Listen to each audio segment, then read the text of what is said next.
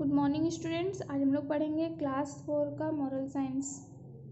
Previous class में हमने unit 2 का चैप्टर 6 आवर इन्वायरमेंट के कुछ टॉपिक्स को हमने पढ़ लिया था। आज हमें उसके आगे का टॉपिक पढ़ना है द फिल्टर से। अ water filter can be created by removing the bottom of a bottle. हम लोग बॉटल का जो नीचे का हिस्सा है उसको अगर हम लोग हटा दें तो उससे हम लोग अपने पानी को फिल्टर कर सकते हैं। Turn the bottle upside down, हम लोग अपने बॉटल को उल्टा कर सकते हैं कैप को हटा करके। And put the following material, और सारे मटेरियल इस तरह से बॉटल में डाल सकते हैं। जैसा सबसे पहले पेबल्स, फिर सैंड, एक कपड़े का पीस, फिर charcoal. The cloth or bandage are use to ensure that all different materials do not mix. तो कपड़ा ऐसा होना चाहिए जिससे कि जितने भी मटेरियल्स हैं वो मिक्स एक में ना हो सकें। The pebbles and sand filter the particulars and the dirt out of water. Pebbles और सैंड जो है वो पानी को फिल्टर कर देते हैं और जितनी भी गंदगी है उसको हटा देते हैं पानी में से।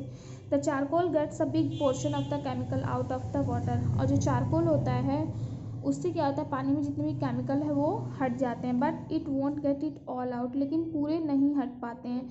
You can use charcoal from your camp fire, अपने कैंप फायर से आप लोग चारकोल यूज़ कर सकते हैं। This filter will not remove any virus and bacteria from the water, so you have to boil the water after it is filtered. ये filtration करने के बाद भी वायरस और बैक्टीरिया पानी से नहीं निकलते हैं, तो आपको ये फ़िल्टर करने के बाद भी आपको पानी को बॉयल करके ही यूज़ करना होगा। तो ये था हमारा द फिल्टर। अब हम लोग पढ़ेंगे द सनलाइट के बारे में पढ़ेंगे। The sun is a star. Sun क्या है? Star. It is a star around which the earth and other planets revolve. ये एक ऐसा स्टार है जहाँ जिसके इर्द गिर्द अर्थ और अदर प्लैनेट्स घूमते हैं। In a way we can say that, और दूसरे वे में हम लोग ये बोल सकते हैं कि sun is the head of the solar family. Solar family का हेड कौन है? सन, और सोलर सिस्टम का। Compared with the millions of other star, अगर हम लोग और भी बहुत मिलियंस ऑफ स्टार्स अगर हम लोग कंपेयर करें तो the sun is a medium size star. तो सन क्या है? एक मीडियम साइज का स्टार है। एंड ऑफ एवरेज ब्राइटनेस, और उसकी ब्राइटनेस एवरेज है। The sun appears to be larger and brighter because it is much more nearer to the earth than any other star. सन हमें क्यों बड़ा और ब्राइटर इसलिए दिखता है क्योंकि वो अर्थ के बहुत ही पास है ना, और अदर जो भी स्टार हैं दूसरे उनसे कहीं ज़्यादा पास सन है अर्थ के पास। ठीक है। Thus the star nearest to the earth is the sun. तो जो स्टार नियरेस्ट है अर्थ के वो कौन सा है? Sun. It is the source of all energy, heat and light. यही एक सोर्स है एनर्जी, हीट और लाइट का। The amount of sunlight is an area determines what living thing can survive there. Sunlight का जो अमाउंट है उसी से उस एरिया में डिटरमाइन कर सकते हैं कि वहाँ पे लोग कैसे सर्वाइव कर सकते हैं। The sun shine and warms our planet. The sun, जो सूरज चमकता है और फिर हमारा जो प्लैनेट गर्म होता है, without it life on the earth would be impossible, not just for humans but for micro organism as well. अगर ऐसा अर्थ पे नहीं होगा, अगर सूर्य की जो रोशनी है वो नहीं पड़ेगी तो बहुत ही इम्पॉसिबल हो जाएगा ह्यूमंस के लिए भी और माइक्रो ऑर्गेनिजम्स के लिए भी कि वो सर्वाइव कर सकें। ठीक है। सर्वाइव करने के लिए सनलाइट की बहुत ही ज़रूरत होती है। नेक्स्ट हम लोग पढ़ेंगे एयर के बारे में। Air is one of the natural resource from the environment. Environment का बहुत ही नेचुरल रिसोर्स है air. No one can see और touch air but it is always around us. कोई उसे छू नहीं सकता, कोई देख नहीं सकता, लेकिन वो हमेशा हमारे आसपास है। Human beings, animals and plants need air to breathe. Human beings, animal, plant सबको ही सांस लेने के लिए हवा की ज़रूरत है। When air is moved it is called wind. जब हवा जो है वो मूव करती है उसे हम लोग बोलते हैं wind. We feel air only when it moves. हम लोग हवा को तभी महसूस कर सकते हैं जब वो मूव करती है। But day by day the fresh air of the environment is getting polluted.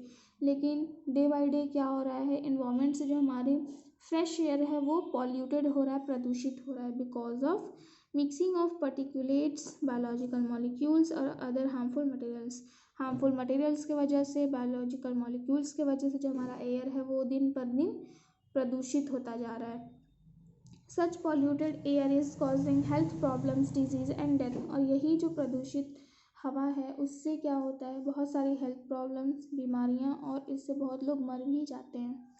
Air pollution is one of the most important environmental issue which require to be noticed and solved by the effort of all of us. हमारे effort की वजह से ही हम लोग अपने इस environment का जो इशू है, इन्वायरमेंटल इशू, उसे हम लोग सही कर सकते हैं। We should realise our mistake and concern about the environment in order to keep it clean, safe and secure for the healthy life. अपने हेल्दी लाइफ के लिए, सेफ और सिक्योर करने के लिए हमें अपने इन्वायरमेंट को साफ़ करना होगा और अपने मिस्टेक्स को रियलाइज़ करना होगा। Many of the human activities like deforestation, industrialization, technological improvement and so many are leading our environment towards danger। बहुत सारी जो ह्यूमन एक्टिविटीज़ हैं जैसे deforestation, industrialisation, technological improvement and so many, बहुत सारे जो ऐसे हैं जिससे कि एनवायरनमेंट प्रॉब्लम होते हैं, जिससे कि हमारी जो लाइफ है वो पूरे खतरे में है। बहुत सारे रिस्क भी होते हैं जैसे ग्रोथ एंड डेवलपमेंट, और जो ऑर्गेनिज्म है वो सर्वाइव नहीं कर सकते हैं इसके वजह से। We should correct our mistake, हमें अपने मिस्टेक को करेक्ट करना होगा। सेल्फिशनेस टुवर्ड्स आवर इन्वायरमेंट, जो हम लोग अपने इन्वायरमेंट के प्रति बहुत ही ज़्यादा सेल्फिश हो गए हैं, तो उसे हमें हेल्दी बनाना है, सेफ बनाना है पॉल्यूशन से। It is hard to believe, ये मानना बहुत ही मुश्किल होगा, बट यही सच है that only a little positive movement by everyone may bring a huge change in the declining environment. अगर एक छोटा सा पॉजिटिव मूवमेंट हम लोग अगर करते हैं, कोई भी अगर करता है, तो उससे बहुत बड़ा चेंजेस आएगा हमारे एनवायरनमेंट में। It is better to grow and develop science and technologies for the betterment of our lives. बहुत ही अच्छा है कि साइंस और टेक्नोलॉजी ग्रो करे, डेवलप करे, वो हमारे लाइफ के लिए बहुत ही अच्छा है, but always be sure that it would not ruin our environment in future anyways. ये बहुत दिन तक हमारे इन्वायरमेंट में नहीं रहेंगे।